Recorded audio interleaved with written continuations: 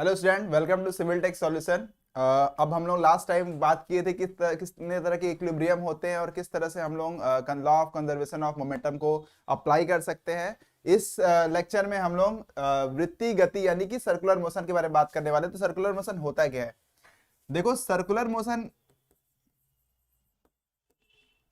Motion क्या होता है, इस चीज को अगर आपको समझना है तो ये समझने से पहले ये समझना पड़ेगा कि सर्कुलर मोशन क्या बोलते हैं, कहां से आया, किस तरह से हम किस तरह के मोशन को सर्कुलर मोशन कहते हैं। तो देखो, दो तरह का मोशन हो गया। अगर हम लोग बात करें गति की, तो गति क्या हो गया? एक हो गया रेखीय गति।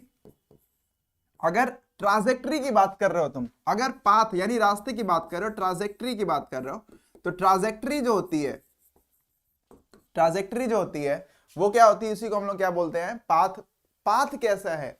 अगर पाथ एक रेखा पर है तो इसको रेखीय बोलते हैं, ठीक है ना। अब रेखा पर आप कहेंगे कि सर, और अगर कोई इस तरह से मोशन कर रहा है तो क्या उसको रेखीय कहेंगे? बिल्कुल नहीं कहेंगे, इसको कर्वी लीनियर बोलते हैं। इसको क्या बोलते हैं? Curvy linear. मैं आपको ट्राजेक्टरी के हिसाब से मोशन कितने तरह के होते हैं उन सबको एक्सप्लेन कर देता हूं। तो पहली बात, अगर मैं बात करूंगा गति की यानी मोशन की, तो on the basis of trajectory यानी पाथ, रास्ते के हिसाब से जो गति है वो कितने तरह की होती है। एक को हम लोग बोलते हैं रेक्टिलिनियर मोशन। रेक्टिलिनियर मोशन मतलब क्या हो गया कि किसी स्ट्रेट पाथ पर मोशन हो रहा है। अब उसकी दिशा कुछ भी हो सकती है, इट माइट बी पॉजिटिव और इट माइट बी नेगेटिव। अच्छा, उसके बाद एक गति होती है जिसको हम लोग बोलते हैं curvy linear motion. Curvy linear motion. अब कर्वी लीनियर मोशन क्या हो गया? यानी किसी कर्व पे, किसी वक्र पर, ठीक है ना, वक्रीय गति जिसे बोल सकते हैं, वक्र रेखी गति अगर हिंदी हो सकता है इसका होगा। तो कर्वी लीनियर मोशन मतलब हो गया कि किसी कर्व पर अगर मोशन हो रहा है, जैसे तुम लोग प्रोजेक्टाइल मोशन देखते हो, पैराबोलिक होता है, ठीक है ना, पैराबोलिक ट्राजेक्टरी होता है, ये किसी कर्व पर होता है, ठीक है ना। किसी भी तरह के कर्व पे अगर कोई मोशन हो रहा है यानी उसको हम लोग क्या बोलेंगे? Curvy linear motion. उसकी ट्राजेक्टरी कैसी है? एक कर्व की तरह से है, ठीक है ना। अच्छा, इसके बाद एक मोशन हो गया जिसको हम लोग क्या बोलेंगे? सर्कुलर मोशन यानी वृत्तीय गति। Circular motion. देखो, सर्कुलर मोशन जहां हुआ, वो सर्कुलर मोशन और कर्वी लीनियर मोशन में क्या अंतर है? तो भाई, कर्व तो ये भी बन रहा है, कर्व तो ये भी बन रहा है, बस अंतर सिर्फ इतना है कि यहां पर वापस वो एक तरह से समझ सकते हो, इसको पीरियोडिक मोशन में भी आ जाता है। ये आ जाता है पीरियोडिक मोशन के अंदर, ठीक है ना। आवर्त जिसको बोलते हैं आवर्ती गति, ठीक है ना। तो ये जो पीरियोडिक मोशन होते हैं ना, एक पीरियड ऑफ टाइम के बाद वापस क्या करते हैं? अपने ही ट्राजेक्टरी को रिपीट करते हैं। जबकि कर्वी लीनियर मोशन में ऐसा नहीं है। कर्वी लीनियर मोशन में क्या हो जाता है कि वो कोई ट्राजेक्टरी फॉलो किया, इट इज नॉट मैंडेटरी कि वो क्या करेगा? रिपीट करेगा। तो कर्वी लीनियर मोशन यानी वक्र रेखी गति में क्या होगा कि बस वो पाथ फॉलो किया, मोशन खत्म हो गया, ठीक है ना। लेकिन अगर हम लोग बात करेंगे सर्कुलर मोशन का, तो ये आ जाता है पीरियोडिक मोशन में। देखो, पीरियोडिक मोशन की बात अगर हम लोग करेंगे तो एक और मोशन है जो पीरियोडिक में आता है, जिसको हम लोग बोलते हैं सिंपल हार्मोनिक मोशन यानी SHM। क्या बोलते हैं? सिंपल हार्मोनिक मोशन यानी कि क्या बोलते हैं? SHM। तो अगर हम लोग ट्राजेक्टरी पाथ के हिसाब से देखेंगे तो एक तो हो गया आपका लीनियर मोशन, या लीनियर को हम लोग क्या बोलते हैं? वो रेखी बोल सकते हैं। तो रेखी में सबसे पहला क्या आ गया? रेक्टिलिनियर मोशन, ठीक है ना, जो स्ट्रेट पाथ पे हो रहा है। फिर क्या हो गया? कर्वी लीनियर मोशन, जो कर्व पे हो रहा है। फिर क्या तुमने बोला? Circular motion. देखो, सर्कुलर मोशन हो गया या SHM हो गया, ठीक है ना। ये दोनों के दोनों कैसे मोशन है? पीरियोडिक मोशन है। पीरियोडिक मोशन मतलब क्या हो गया कि इन दोनों ही गति में या इन दोनों तरह की गति में क्या होता है कि वस्तु वापस अपने उसी रास्ते पे चली आती जिस रास्ते पे वो पहले थी। क्लियर हो गया? तो these are the difference between the different kinds of motion. अलग अलग गति किस किस तरह की होती है, इसके बीच में था। अच्छा, SHM में क्या होता है? SHM में एक बात है, इन सब की खासियत कुछ और भी है, और थोड़ी छोटी सी मैं खासियत बताता हूं। त्वरण के हिसाब से अगर हम देखेंगे तो भाई साहब, इसमें जो त्वरण होता है, इसमें त्वरण जो होता है वो पॉजिटिव भी हो सकता है और निगेटिव भी हो सकता है। यानी कि निगेटिव त्वरण भी, पॉजिटिव त्वरण भी संभव है और निगेटिव त्वरण भी संभव है। दोनों ही तरह के त्वरण संभव हैं। और इसके साथ साथ आपको मैं बता दूं कि ये त्वरण सॉरी, ये त्वरण जो होते हैं वो हमेशा एक ही दिशा में होते हैं, ठीक है ना, इन सेम डायरेक्शन। हमेशा क्या होगा एक ही दिशा में होंगे, और उसके बाद आपको मैं बताऊं कि एक ही दिशा में होने के साथ साथ ये गति में परिवर्तन करते, उसके वेग में परिवर्तन करते। तो इसका क्या करेंगे, वेग में बनी वेलोसिटी चेंज करते हैं। इसको हम लोग बोल सकते हैं दे चेंज देयर वेलोसिटी। अच्छा, वेलोसिटी कहने का मतलब कि स्पीड, सॉरी, ये स्पीड चेंज कर देते हैं। हाँ, स्पीड को क्या करते हैं, चेंज करते हैं। बाय द वे इतना काफी है। कर्वीलिनियर मोशन में भी लगभग सेम है, बस अंतर इतना होता है कि कर्वीलिनियर मोशन में दो पाथ पर, यानी यहां देखो क्या होगा कि यहाँ पे सिर्फ एक ही उस पे एक्सिस पे मोशन होगा, इधर X axis, Y axis, Z axis, किसी एक अक्ष पर ही क्या होती, गति होती है। अब यहाँ पे क्या हो गया, यानी ये सिर्फ एक एक्सिस पे हो रही है, ये प्लेन पे होने लगती है, बाकी सारी चीजें सेम है, बस यहाँ पे क्या हो गया, दो दिशाओं में एक साथ गति होती है। तो यह संभव है कि एक दिशा में क्या हो, त्वरण हो, और एक दिशा में त्वरण ना हो, ठीक है ना। अच्छा, सर्कुलर मोशन में क्या होगा, सर्कुलर मोशन में क्या होगा कि एक अलग तरह का त्वरण आ जाता है, जिसको हम लोग क्या बोलते हैं, देखो, त्रिज्य त्वरण, त्रिज्य त्वरण, या फिर इसको हम लोग बोल सकते हैं रेडियल एसिलेशन, ठीक है, या सेंट्रीपिटल एसिलेशन। अच्छा, रेडियल एसिलेशन, रेडियल एसिलेशन जो रेडियस के अलोंग लगता हो, सेंट्रीपिटल एसिलेशन जो सेंटर के अलोंग लगता हो, ठीक है ना। तो जो अभी केंद्रीय बल है और अब केंद्रीय बल है, वो एक नया तरह का त्वरण आ जाता है, जो उसके देखो चाल और गति, चाल और वेग, ये दो चीज होती है। तो जो चाल में परिवर्तन करे वो वाला त्वरण नहीं है सर्कुलर मोशन में। सर्कुलर मोशन में एक ऐसा त्वरण भी है जो चाल में परिवर्तन नहीं कर रहा है, ठीक है ना, उसके चाल में कोई परिवर्तन नहीं कर रहा है, फिर भी वो वहां पर काम कर रहा है, क्योंकि उसके वेग में यानी उसकी दिशा में बदलाव ला रहा है। तो जो दिशा बदले, एक ऐसा त्वरण जो दिशा बदले, एक ऐसा त्वरण जो दिशा बदले, वो कहां उपस्थित होता है, सर्कुलर मोशन में। और एक ऐसा त्वरण जो दिशा ना बदले और उसकी वेग मतलब उसका गति चाल बदले, तो वो कहां पे होता है, आपका रेक्टिलिनियर मोशन में। एसएचएम की बात करेंगे तो भैया यहां पे जो एसिलेशन होता है वो ऑलवेज नेगेटिव होता है, यानी कि यहां पे हमेशा आपको क्या मिलेगा, ऋणात्मक त्वरण मिलेगा। ऋणात्मक मतलब कि गति का हमेशा वो त्वरण क्या करेगा, विरोध करेगा। तो अगर हम लोग त्वरण के हिसाब से देखेंगे तो ये इतने तरह के होते हैं। इसमें क्या होगा, ये एक से अधिक अक्ष पे मोशन करता है, ठीक है ना। तो इसमें क्या होगा, एक में त्वरण हो भी सकता है, दूसरे में त्वरण ना हो, इसमें भी त्वरण होगा, इसमें पॉजिटिव निगेटिव दोनों हो सकता है। इसमें एक अलग विशेष तरह का त्वरण उत्पन्न हो जाता है, जिसको अब केंद्रीय या केंद्रीय त्वरण कह सकते हैं, या सेंट्रीपिटल एसिलेशन कह सकते हैं। और ये क्या हो गया, एसएचएम में आपको क्या मिलेगा, एसएचएम सिंपल हार्मोनिक मोशन में आपको त्वरण जो होगा वो निगेटिव मिलेगा, चाहे एसएचएम दो तरह का हो गया, ऑसिलेशन हो गया और वाइब्रेशन हो गया। तो चलो इसके बारे में हम लोग आगे डिस्कशन करेंगे, ठीक है ना।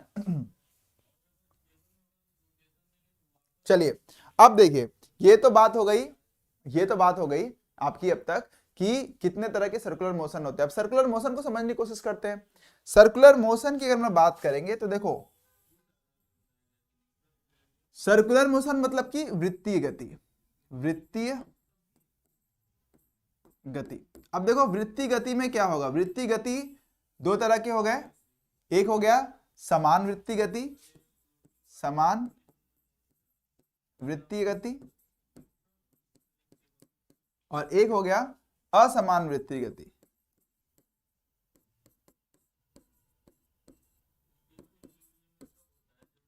ठीक है ना, समान वृत्तीय गति और एक क्या हो गया, असमान वृत्तीय गति। इसको हम लोग क्या बोल सकते हैं, uniform circular motion, uniform circular motion. और दूसरा क्या हो गया, non uniform circular motion, non uniform circular motion. ठीक है ना, एक हो गया आपका यूनिफॉर्म सर्कुलर मोशन और एक क्या हो गया, नॉन यूनिफॉर्म सर्कुलर मोशन। अब देखो, समान वृत्तीय गति और असमान वृत्तीय गति हो तो ये नहीं है कि समान मतलब कि जिसमें एसिलेशन ना हो उसको हम लोग समान बोलेंगे, ये रेखी वाली स्थिति नहीं है। आपको याद होगा यूनिफॉर्म मोशन और नॉन यूनिफॉर्म मोशन यानी समान गति और असमान गति में आपने डिफिनेशन दिया था कि जिन गति में त्वरण होता है वो असमान हो गया और जिनमें त्वरण नहीं होता है वो समान हो गया, ये एक समान गति हो। ठीक है ना, यूनिफॉर्म मोशन जो हो गया, अगर लीनियर की बात करेंगे तो वहां पर एसिलेशन नहीं होने और होने की स्थिति होती है। यहां पर देखो एसिलेशन दो तरह का होता है, एक हो गया रेडियल एसिलेशन जिसको AR बोलते हैं, ठीक है ना, और एक हो गया टेंजेंशियल एसिलेशन जिसको AT बोलते हैं। अगर हिंदी में बोलने की कोशिश करेंगे तो एक रेखीय त्वरण बोलेंगे और एक को क्या बोलेंगे, त्रिज्य त्वरण। क्या बोलेंगे, त्रिज्य त्वरण। इसका मतलब क्या है, जो रेडियल एसिलेशन है और टेंजेंशियल एसिलेशन दो हो गया, जिसमें से समान वृत्ति गति वो वृत्ति गति जिसमें ये रेखीय त्वरण अब्सेंट होता है, यानी इसमें रेखीय त्वरण नहीं होता है। यानी अब जब आपसे पूछा जाए कि समान वृत्ति गति किसे कहते हैं, तो समान वृत्ति गति उसे कहते हैं जिनमें रेखीय त्वरण नहीं होता है, यानी कि जिनमें टेंजेंशियल एसिलेशन नहीं होता है, वहां पर क्या बोलेंगे, समान वृत्ति गति बोलेंगे। और असमान वृत्ति गति वो वृत्ति गति है जिसमें टेंजेंशियल एसिलेशन क्या होगा, होगा ही होगा। ठीक है ना। तो इसका मतलब क्या है कि अच्छा, अगर बात करेंगे त्वरण की, तो भैया त्वरण तो वृत्ति गति का सबसे इंपॉर्टेंट चीज है। अगर त्वरण नहीं है तो वृत्ति गति नहीं है, यानी त्वरण होना निश्चित है। अगर त्वरण नहीं है तो वृत्ति गति होना असंभव है। वृत्ति गति तभी है जब त्वरण है, वृत्ति गति तभी है जब त्वरण है। लेकिन त्वरण में भी अगर टेंजेंशियल एसिलेशन यानी रेखीय त्वरण है तो उसको असमान वृत्ति गति बोलेंगे, और अगर रेखीय त्वरण नहीं है तो उसको समान वृत्ति गति बोलेंगे। चलो ठीक है, अब हम लोग रेडियल एसिलेशन और टेंजेंशियल एसिलेशन की भी बात कर लेते हैं। देखो एक बात समझना, मान लो कि यहां पर, एक सेकेंड क्लीन करते हैं, शेप यूज करते हैं, ठीक, क्योंकि उतना बढ़िया जो है सर्कल मैं नहीं बना सकता हूं जितना बढ़िया कंप्यूटर बना सकते हैं। देखो ये हो गया तुम्हारा सर्कल जिसपे मोशन हो रहा है, सर्कुलर मोशन। और अगर इस पे कोई ऑब्जेक्ट, कोई भी ऑब्जेक्ट रोटेशन कर रहा है, ठीक है ना, तो मान लो यहाँ पे इसका कोई केंद्र है, तो यहां से क्या होगा, कुछ भी खींच रहा है। तो अब देखो वेग इसका, देखो एक बात समझना कि यहाँ जो वेग है, यहाँ जो वेग है वो क्या होगा, वो इस तरफ जा रहा है v वेलोसिटी से, ठीक है ना। तो अच्छा अब धीरे धीरे क्या होगा, ये यहां पे आएगा, इस जगह पे आएगा, अब यहां वेलोसिटी ये हो गया। तो ऐसे केस में क्या होगा, इन दोनों v में क्या बदला है, इस, क्या ये दोनों v सेम है, नहीं, बिल्कुल नहीं, क्योंकि वेग जो होता है वो परिमाण व दिशा दोनों के साथ होता है। यानी परिमाण के साथ दिशा होना, दिशा का भी समान होना आवश्यक है। आपको मैंने बताया था कि दो सदिश तभी समान है जब उनके परिमाण और दिशा दोनों ही समान है। तो भैया देखो यहां परिमाण तो समान रहेगा, क्योंकि अगर मान लो रेखीय गति नहीं है तो परिमाण तो समान रहेगा, लेकिन फिर दिशा समान नहीं है। तो इसका मतलब क्या है कि भैया वेलोसिटी चेंज हो रही है, there is a change in velocity but there is a change in direction of the velocity, there is no change in the magnitude of the velocity. यानी परिमाण में कोई परिवर्तन नहीं हो रहा है अगर वो समान वृत्ति गति है तो, लेकिन उसकी दिशा में, वेग की दिशा में निरंतर परिवर्तन होने की वजह से वेग में भी क्या हो रहा है, परिवर्तन हो रहा है। और यदि वेग में परिवर्तन कहीं पर भी हो रहा है तो इसका मतलब हो गया कि वहां पर त्वरण भी उपस्थित है। तो देखो अब अगर हम बात करें त्वरण कैसे उपस्थित है, क्या हम लोग फॉर्मूला निकाल सकते हैं इसके लिए, क्या लगा सकते हैं। तो देखो यहां पे मान लेते हैं, ये तुम्हारा एक सिंपल एग्जांपल लेते हैं, एक सेकेंड रुको।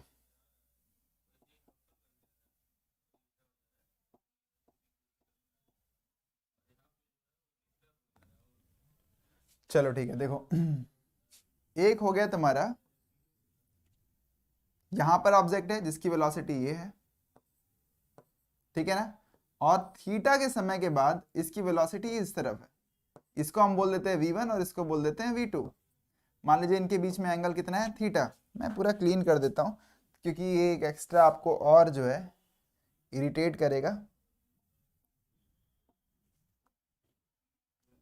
देखो हम लोग अगर बात करेंगे, ध्यान से समझिएगा इस चीज को,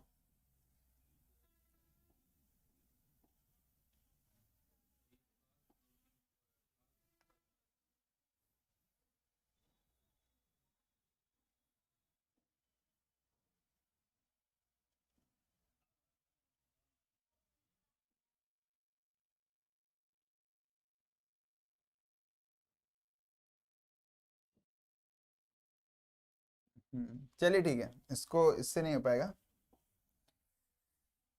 ओहो, ये क्या हुआ जी, क्लीन ही नहीं हो रहा है क्या?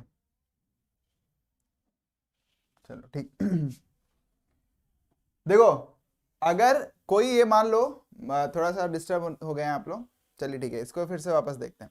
देखो, मान लो कि ये कोई केंद्र है, इस केंद्र से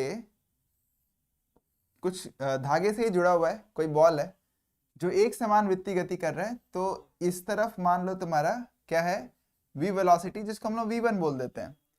थीटा समय के बाद उसके चाल में तो कोई परिवर्तन नहीं है, पर उसके दिशा में परिवर्तन होने की वजह से अब क्या हो गया, ये v2 हो गया। ठीक है ना? यहां से यहां तक का जो डिस्टेंस है, इसको हम लोग अप्रोक्सीमेटली क्या बोल सकते हैं, ट्राइंगल की तरह से दिख रहा है, इसको s बोल सकते हैं। ठीक है ना? अच्छा, ये आपका क्या है, थीटा है, और आपको पता है कि अगर ये r है तो ये भी क्या होगा, r ही होगा, है ना? अच्छा, अब हम लोग क्या करेंगे, इसके लिए ट्रायंगल बना देते हैं। इसके लिए ट्रायंगल अगर हम लोग बनाएंगे v1 के लिए, तो v1 कुछ इस तरह दिखाई देगा। ट्रायंगुलर लॉ आप लोगों ने पढ़ा है कि क्या करते हैं कि अगर देखो ये v1 है और इस बिंदु पर ऐसे कार्य कर रहा है v2, कुछ इस तरह से कार्य कर रहा है v2, ठीक है ना? अब अगर ये v2 है और ये v1 है, ठीक है, अगर हम लोग ट्रायंगुलर लॉ लगाएंगे तो इसको ऐसे यहां से यहां तक पहले जोड़ दीजिए। अब आप देखेंगे क्या, इसको डेल्टा वी लिख सकते हैं, इसको क्या लिख सकते हैं आप, डेल्टा वी लिख सकते हैं। तो अब यहां से क्या हो गया आपका कि चेंज इन, आपको यही तो बताना था। अच्छा, इसकी वैल्यू क्या होगी, this would be theta, theta होगा। अच्छा, आपको पता होना चाहिए जो थीटा होता है वो किसके बराबर होता है, आर्क अपॉन रेडियस, ठीक है ना? तो आर्क कितना है, एस, अपॉन रेडियस कितना है, आर, ठीक है ना? यही तो हुआ है ना, थीटा बराबर क्या होता है, एस बाई आर होता है। अगर यहां पे देखेंगे तो थीटा बराबर एस बाई आर हो गया। यहां पर हम लोग देखेंगे तो क्या मिलेगा हम लोग को, theta is equals to delta V by v1, v1 और v2 दोनों का मान क्या है, परिमाण तो बराबर है, तो इसकी वैल्यू तो बराबर है, लेंथ तो बराबर होगा, ठीक है ना?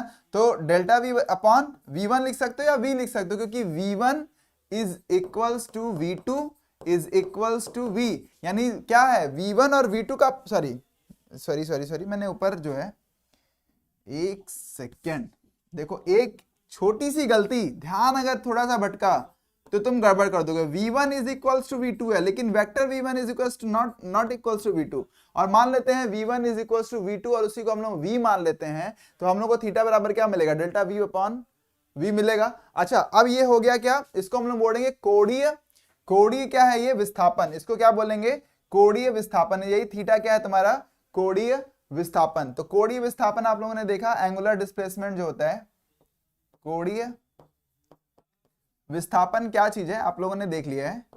इसी को हम लोग क्या बोलते हैं, इसी थीटा को हम लोग क्या बोलते हैं, कोणीय विस्थापन, which is equals to theta, and theta is equals to S by R. पहला चीज मिल गया। अगर आपसे बोलता है कोणीय वेग, कोणीय वेग, अब कोणीय वेग को हम लोग किससे रिप्रेजेंट करते हैं, ओमेगा से। ओमेगा बराबर क्या होना चाहिए, कोणीय विस्थापन बटा समय थीटा अपॉन टी, यही होना चाहिए ना। अच्छा, थीटा की वैल्यू क्या थी, एस बाई आर, तो S by T into R, तो एस बाई टी की वैल्यू क्या होती है, एस बाई टी बराबर क्या, डिस्प्लेसमेंट अपॉन टाइम बराबर क्या लिखते हैं आप लोग, डिस्प्लेसमेंट अपॉन टाइम बराबर क्या लिखेंगे, विस्थापन बटा समय बराबर क्या लिखेंगे, वेग। तो वी बाई आर हो गया, ये क्या हो गया, कोणीय वेग हो गया। तीसरी बात करेंगे कोणीय त्वरण की, ठीक है, क्या हम लोग अभी बात करते हैं पहले त्वरण की, पहले हम लोग बात करते हैं त्वरण की, ठीक है ना?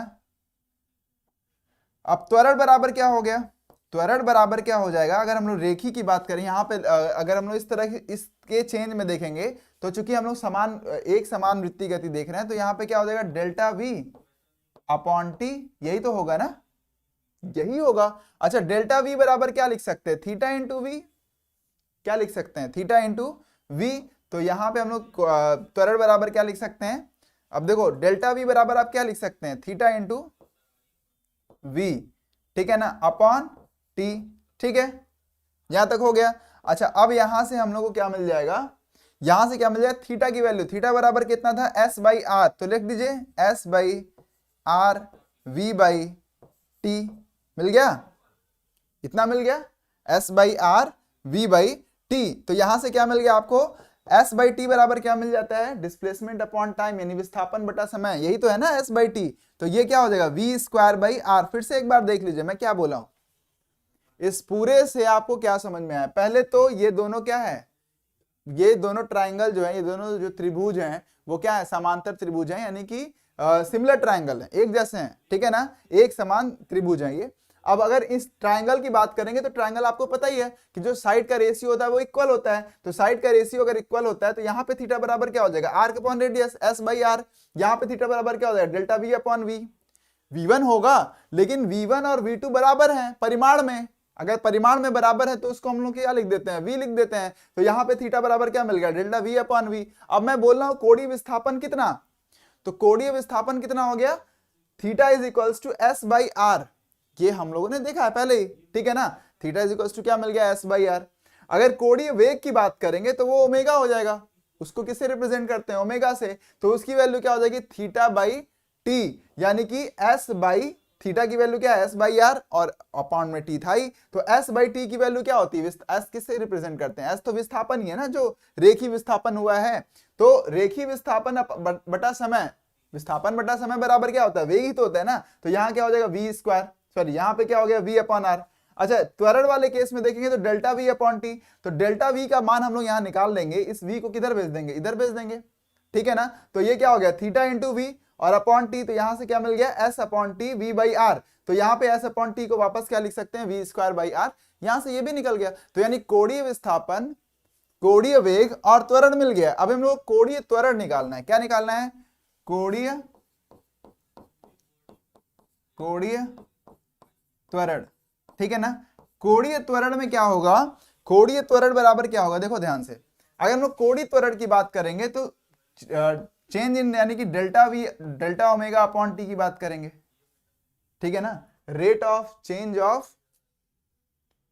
ऑफ एंगुलर वेलोसिटी यानी कि कोणीय वेग में परिवर्तन के दर को हम लोग क्या बोलते हैं, कोणीय त्वरण बोलते हैं। तो वो उसकी वैल्यू क्या हो जाएगी, delta omega upon T. Delta omega मतलब क्या लिख सकते हो तुम लोग, ओमेगा, डेल्टा ओमेगा बराबर लिख सकते हो omega minus omega naught upon T, ठीक है ना, omega minus omega naught upon T. तो ये तुम्हारा क्या हो गया, कोणीय त्वरण हो गया।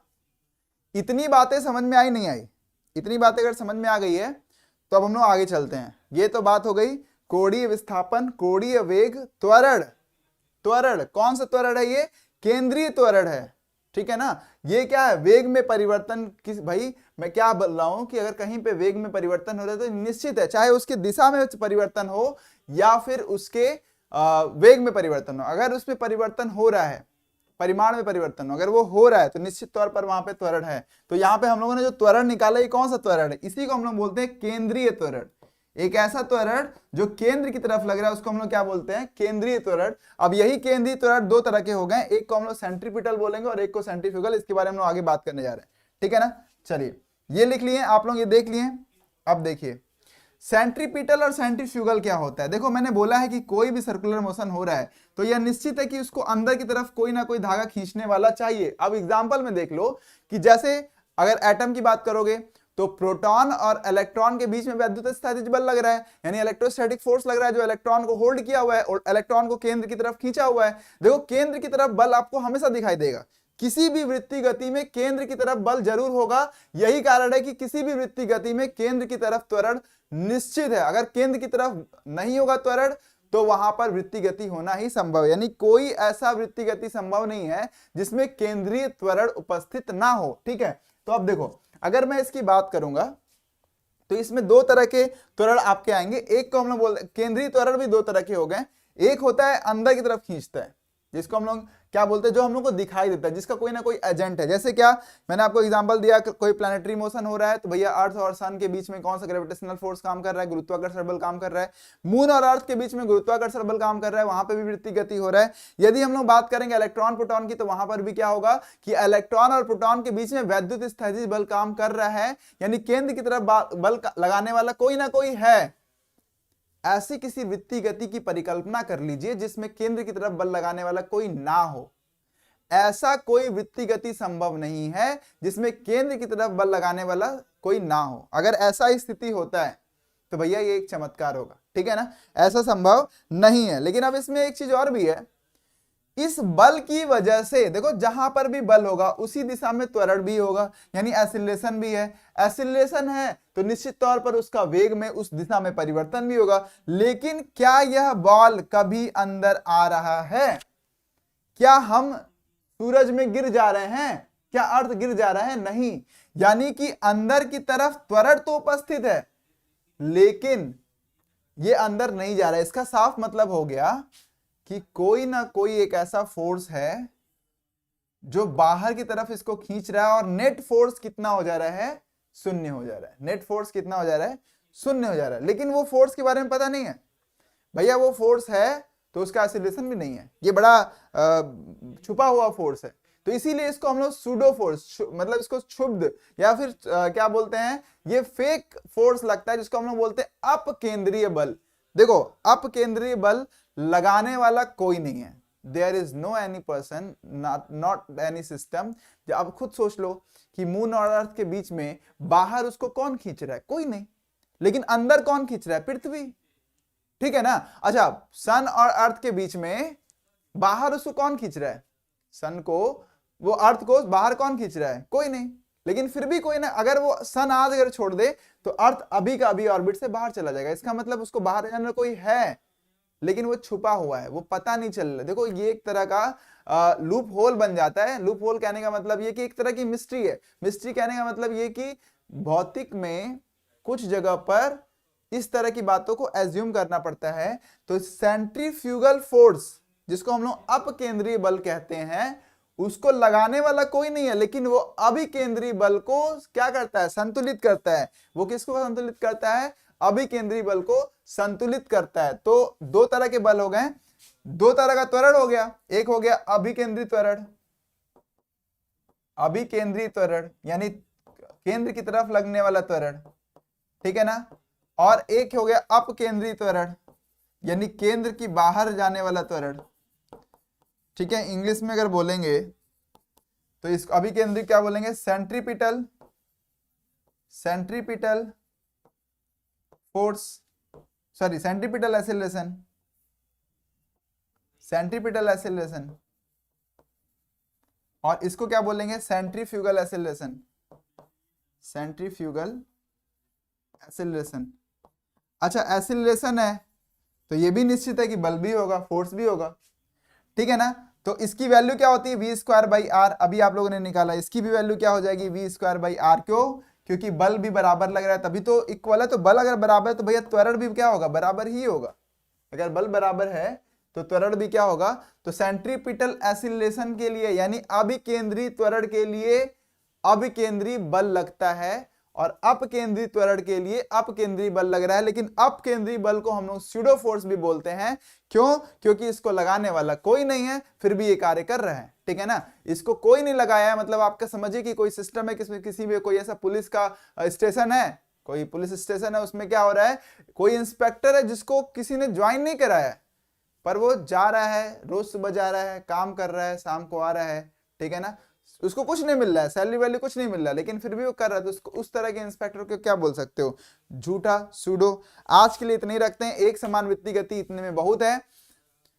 असमान वृत्तीय गति के बारे में छोटी सी बातें हैं, उसको लेकर के उसके बाद हम लोग उसके आयाम, आवृत्ति और आवर्तकाल, इन सब चीजों पे कल हम लोग बात करेंगे। तो आज के लिए इतना ही। Have a nice day everyone, bye.